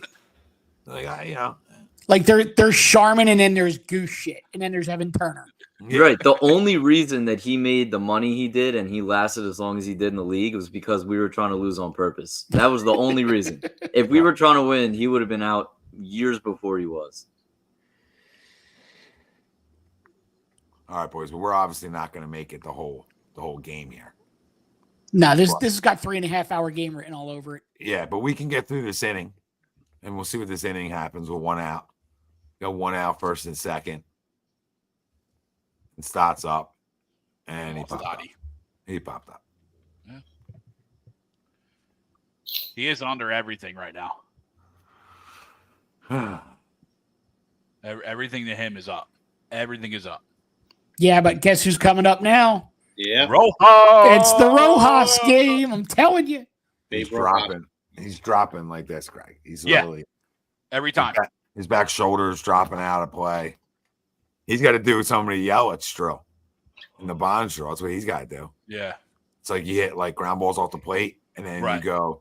I saw that video. That's insane. Yeah, you hit 5 ground balls, like not 5, but like you can do whatever. But like then you hit ground balls like 10 feet from the plate. Then you hit ground balls like 20 feet from the plate. Then you start hitting line drives like back of the net, right? And then you start progressing to hitting line drives top of the net. Yeah. And you create backspin. Oh, dude, it's sick. If you, like, you know what I mean? Sick.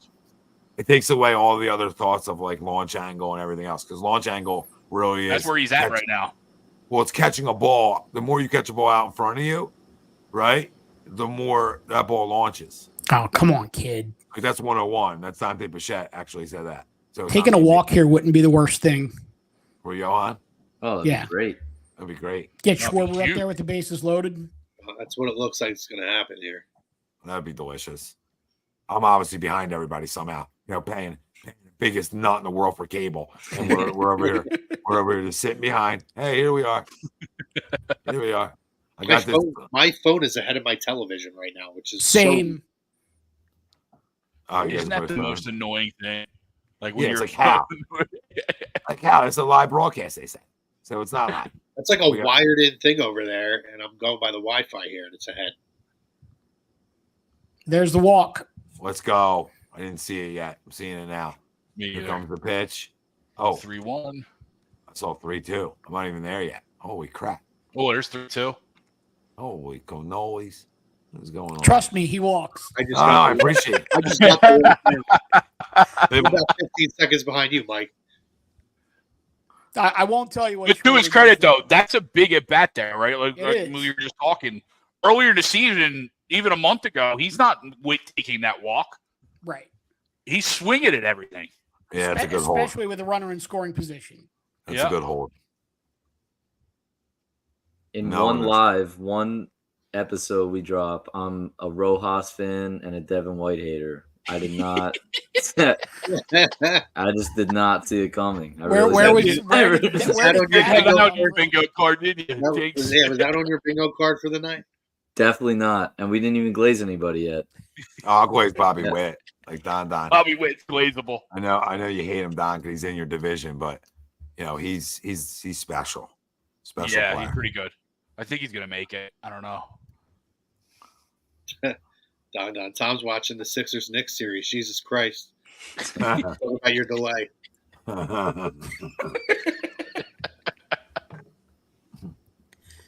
They just got another rebound. Hartenstein. Hartenstein. Sweeps always calls him gasoline speedo, Joe Kelly. Be a good time, good time to hit a granny off of him. Oh, I mean, in reality, we'll take a single. Schwarber really doesn't hit many singles, so we'll take a double. Feels like Joe Yeah. Kelly's been doing it forever. Joe Kelly's made a lot of money. Bet you Joe Kelly's loaded. did you see what Shohei did for him? Oh. Because he wanted Shohei Well- and Ohtani came over and Yeah. What he did for him or His his wife. wife. It's amazing. My dad told me that the other night. I was like, get the hell out of here. Yeah. Oh my! This is the time to watch.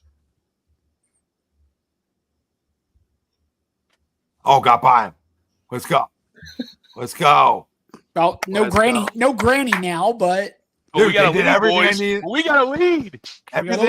Everything we needed when we started the show from the Phillies, like getting down early. Phillips battled. Give the kid credit. He Right. did battle. He didn't blow up. Right. I still think Trey Turner needs to catch that ball. Austin I Hayes don't needs to catch that ball. Marsh needs to Yeah. catch that ball. There's a lot of need to catches. But that's a pro performance though today from a kid, Nice right? pitch. Like he had a bad inning, not all his fault, but he settled down and got some length to get this offense some time to get back in this game. He could have been like who's the team that hitted him? Seattle, yeah. right? He could have been like Seattle and just giving up meatballs all over, but he bared down. It's a good outing from him. No, it really Uh-oh. is. Oh, We get a Schwarber. I'm not looking. you have to see. Mine's coming. I'll let you guys know when we get here. Oh wow! it is in fact 1-2 count. He's going. Oh my goodness. Is it a Matt Stairs Schwarber? Oh, it's a bomb. it's a Schwarber. It's a Oh, bomb. I love it. That is Matt Stairs area. It is. That's a Oh, bomb. love it. Let's go. He went Yahtzee. Let's go. Listen, What they a- needed. What a monster outburst. Talked about it earlier, right? Start of the show. Need to have that comeback. Show us some ball. Show us some testicular fortitude. Cassie having the best at bats around too, by the way. He is Yep. really having some really Like good. I'm saying, at-bats. that dude's turnaround this year, like we talked about. And just his letting him average play. won't show it just because of how bad he was. Yeah, but he's almost at 250. He is. He's got 20. He's got like Hey, 23 doubles. He's got 23 doubles. I mean, that's a lot of doubles. I mean, he might get to 35 by the end of the year. It's a lot of doubles. Yeah.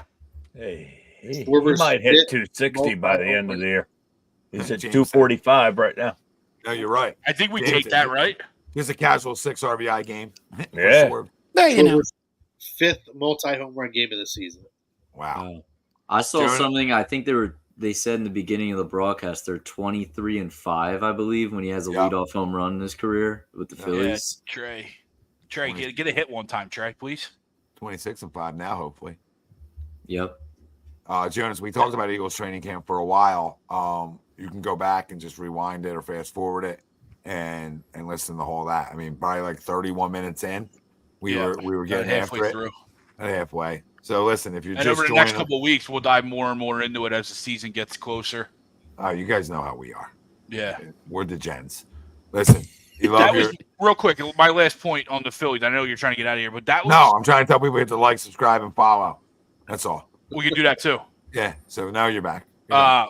That was the encouraging thing about last night too, right? Our offense wasn't all homers, right? We talked about earlier in the game when we were having bad at bats, and we felt like that we were swinging for everything. Well, last night everything was a single. Now, granted, we weren't hitting even doubles or anything, but like up until the outburst, everything was a single. So we were getting that feeling of hitting again, kind of as you said, Tommy, passing the baton.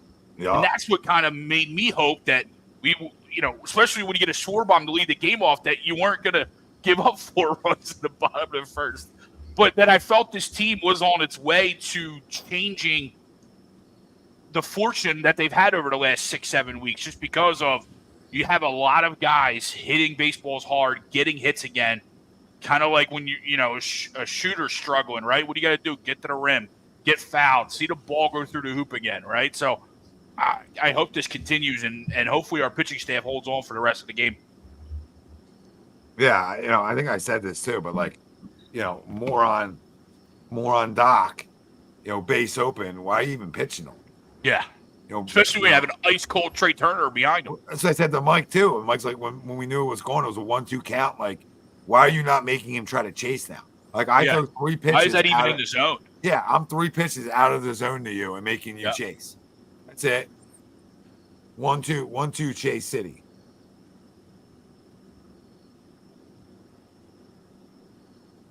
We got 22 likes on YouTube.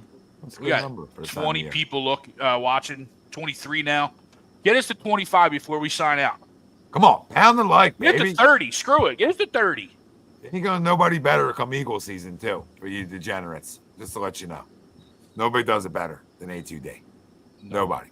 I say that not just about like, oh, Tom's confident in himself. Yeah, I mean, sure, but I'm confident in the guys we roll out. That we know all sports, but Eagle season, you're gonna get a lot of action.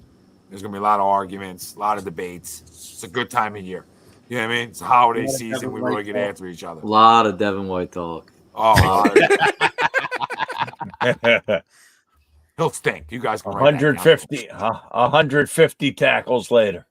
Yeah. An hour and 43 in, Tom said something funny. He said he's going to stink after all this. Write that down. So it was a 1-2 changeup that he left at the top of the zone. Oh, my Lord. Well done, boys. You got to 25. Now get to 30. I know there's giddy 5 more up. in there. Giddy up, because the more it hit the like, the more to come in. Know how the game works. First out's the biggest in a shutdown inning. Let's go. No, Right. it is. But no, on closing note, I think Dave Dombrowski did a great job at the deadline for what was available to him. And I'm happy with this team moving forward once they, win games, right? Like they are loaded. So I'm excited to talk about them for the next couple months, hopefully. And Eagles and Sixers is going to be fun too, because they're loaded as well. No matter what everybody else thinks, on paper they're loaded. They're loaded. You going late, Luke? You debating that tonight? No, they're just loaded until they're not. That's Yep. clear with them. They're loaded till they're hurt. Yep, they're loaded until they're not. Hey, even the Flyers might be a lot of fun to talk Yo, about. Oh, yeah. the Russians here, babe. Oh, the Russians. Yep. I told Cass that. You know what I mean? I tell Cass that. He's half Russian. I let him know. You know what I mean? The Russians here. not mommy. Not mommy. And no, I didn't pay for my wife. Just to be clear. I did not pay for her. Are we sure about that? Let's just clear that up. Sure. Pretty sure. Dead broke. She's an American citizen, guys. Everybody calm down. So everybody gets nervous late in the show. I don't know, man. I was at your wedding. There's a lot of shady looking characters there. Yeah, mostly Italians. Let's be clear. Italian. Wait, mostly Italian. Yeah. Well, Addison's Italian for sure. You know what I mean? Like Cass light skinned guy. You know what I mean? Addison's got the Sicilian in her. You can see the She got Sicilian. hair on her too. Oh yeah, she's dark. She's Sicilian. 100%. Yeah. As soon as she was born, I was like, "Yep, there's a Sicilian pie." There's a Sicilian pie. It's funny. There's two. think it's There's most- two. Let's go. Yeah, that's two. I'll leave you guys with it. I think the most interesting thing about kids is like how they look, like what pieces they take from each parent. I think Yeah. it's one of the most interesting things in the world. We could do a whole podcast on that. You know what I mean? Like it's just an interesting thing, like how we all came out, how we all look like our parents in different ways. It's just amazing to me. I think it's one of the coolest things. Makes you want to have like 5 of them. Like, what does everyone look like? And then you're like, I can't. But I'll leave you that. So, man-to-man defense, boys. Luke's a younger cat, right? Luke, you get that point in your life. Man-to-man defense. All right, you start going 3-2 zone, right? Now you can't be everywhere, babe. You can't be everywhere. Say man-to-man. I mean, Greg's family popped. Shut down inning. Look at that.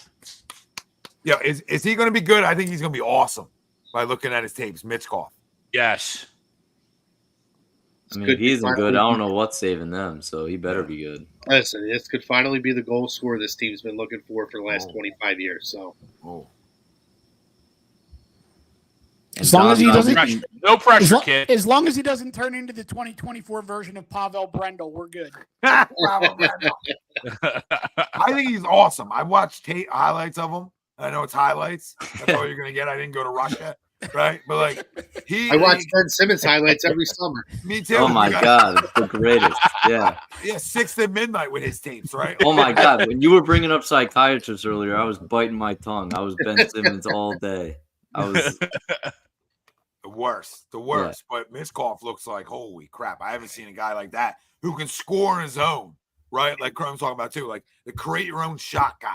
Right, we talk about with the Sixers over the years. Like you need create your own shot guys around Embiid, right? Maxey, George, create your own shot. Well, you need create your own shot guys on the rink, right? You can, it's hard to score as it is, but if you can't create it, it's even harder, right? So he looks the part, and he's playing at a high level Russian hockey league. It's not like what's he playing in the KHL, right? Like I mean, that's high level. That's high level hockey. He's not playing against a bunch of jabronis. So, I think he's going to be great. I think he's going to be what we're looking for. And I don't know, is he a center or is he a winger? He's a wing. Does he play the opposite of Konechny? Does anybody know? Who did they have him projected on the line with? They had him on with Tippett and I was going to say, I think it was Tippett and Couturier. Frost, maybe? Okay. All right. So what's that? I saw that. Yeah. But he's playing opposite wing of Tippett. Does he play opposite of TK or no? Because that could be like lethal. Those two on the ice together. That's where my head went. Right. Yeah. Like I want to get the most talent on the ice at the same time. That's how I score 1 million goals. I wonder who's in net though. Well, they were talking about on Flyers Talk on HUD last night. I got to throw up my hands. I'm not doing it. I'm going to let Greg do it. I cannot, in good faith, go to a Flyers depth chart on August 8th. I can't I'm going to Twitter where I saw it before. So one that I saw was Forrester, Couturier, and Konechny. Then the second line would be Tippett, Frost, and Mitch Cobb. Yeah, yeah. All right. I mean, listen, I'm sorry. Guy brought it up in the comments. No. I love the talk. I just can't bring myself to do it this early. No, but looking forward to having those talks. Looking forward to them being relevant. Okay. Looking forward to them being able to compete, right? And listen, the goalie situation. Well, that's another guy that we wanted, right? The goalie that we have, right? Isn't he like the guy that they went out and paid money for too? Mm-hmm. So I mean, it's a guy they were looking at. So if they hit on both of those, they're and Urson was really good last year when he wasn't run down. Yeah, you're right, Crum. Yeah, if both of these hit, they're really good. And you're right, Greg. Urson, you pair him with the right guy, you could have a really good goaltending situation here, which again is something we haven't seen in a very long time. You're right, and I think they have some coming too, right? So I don't think it's a coincidence, guys, that we're seeing the turn of the corner as fast as we are when you have two real hockey guys running the organization. Yep. Facts. Yep. I mean, we got Danny Twiggs carrying his twigs. No, you're right, and Eric, I think we are back after this win. Like I said in the beginning, this is a big win. They locked this down. This is a big win. Oh, and then talking about the Flyers, I mean, we all know this. This platform's a lot more fun when we can be 4 for 4, and the 4 for 4 is real. Oh, 100%. Oh yeah, man. And I'll say this too. I love Keith Jones, the player. I absolutely loved him and everything he did on television, whether it was calling games or as an analyst. And I think everybody realized, which it shocks me it took him this long to get a job. He was always one of the most respected analysts in the league for a long time. Oh. And it's showing now how freaking smart this dude is, being the president of the team and running this organization the way he is. Well, listen, you've been high on that from the beginning. I think everybody, has. But I know you said that a couple times throughout, the process. Could not have been so more excited for a hiring than I was for him. And I really mean that. For a guy Dombrowski was probably Dombrowski was probably a little bit higher for me, but I'm just more of a baseball guy.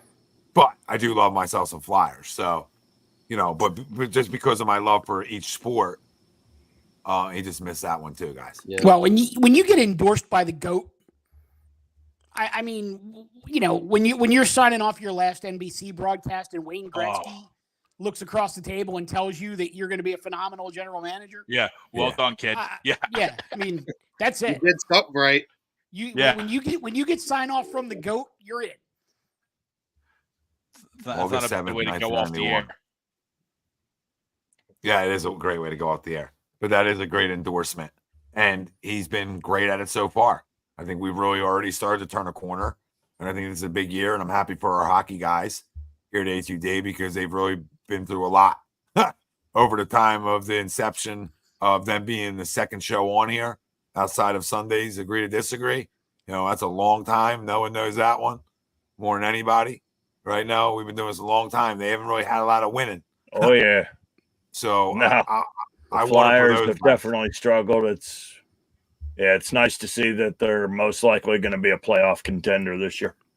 Yeah, it's a decade, essentially, of average to below average hockey, right? In reality, you might have a year or two in there that you played well. And COVID year, I think they were legit that year. I think COVID actually really hurt them. And obviously, we saw what happened after that. Yeah. But other than that year, they boys, I'm going to call it a night.